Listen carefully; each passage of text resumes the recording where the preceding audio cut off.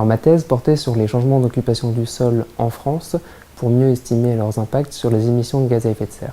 Il s'agissait pour moi de mieux comprendre pourquoi différentes données donnaient différents résultats quant aux surfaces qui étaient chaque année urbanisées ou déforestées par exemple. L'originalité de mon travail de thèse, ça a été de pouvoir traiter sous l'angle de la géographie un sujet qui est rarement traité de manière globale, c'est-à-dire d'un côté les données sur le territoire, sur la quantification de l'espace et des changements d'occupation du sol, et de l'autre côté sur le lien entre ces changements et les émissions de gaz à effet de serre, mais aussi la séquestration de carbone. La thèse de Colas, c'était l'occasion d'aller beaucoup plus loin dans la technique et dans la recherche, là où nous étions contraints peut-être par nos habitudes de travail à rester sur des méthodologies beaucoup plus simples.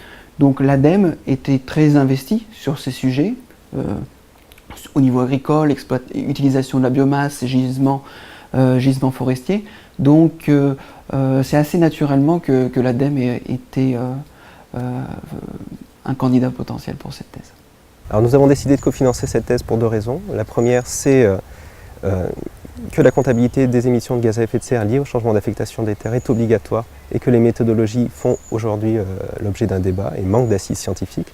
Et la deuxième raison, c'est que l'on souhaite une meilleure prise en compte des politiques d'aménagement du territoire dans ces inventaires. Il y a eu tout un travail qui a été fait par Colas de fouille des données et de critique des données.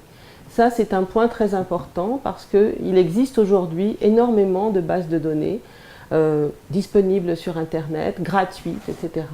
Mais finalement,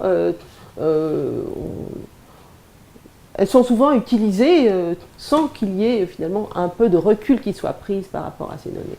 Alors l'intérêt pour moi d'avoir pu bénéficier et des échanges avec le laboratoire et avec l'ADEME et avec l'organisme cofinanceur, c'est de pouvoir bénéficier de points de vue différents sur un même sujet et de pouvoir traiter sous des angles complémentaires ce sujet. Je mettrai en avant deux résultats intéressants pour l'ADEME. La première, c'est la réflexion portée sur les méthodologies de prise en compte des changements d'affectation des terres qui ont un intérêt au niveau national, mais aussi au niveau local, notamment dans l'élaboration des plans climat, air, énergie, territoire. Et la deuxième, c'est maintenant on a quelqu'un qui est ressource, un expert national sur ce sujet. Alors les résultats ont été valorisés de différentes manières. Il y a pu y avoir la réalisation de posters, notamment lors des journées doctorants de l'ADEME, mais aussi la participation à différents colloques, la rédaction d'articles. Mais ce qui a été très valorisant pour moi, c'est l'utilisation directement dans les travaux du CITEPA, de mon organisme cofinanceur, des résultats de ma thèse pour améliorer l'inventaire d'émissions de gaz à effet de serre. Et d'un point de vue politique, il y a eu également une restitution auprès de l'Office parlementaire sous forme d'une audition qui a porté sur le programme 4 pour 1000, qui est un programme qui vise à capturer, à conserver le carbone dans les sols et à éviter qu'il ne parte dans l'atmosphère. Alors ce qu'il faut savoir, c'est que la thèse de Colas, c'était la première thèse accueillie par le CITEPA. Donc c'est vrai que c'était vraiment un format de travail auquel on n'avait pas l'habitude au CITEPA, mais c'était bien adapté pour le sujet en question.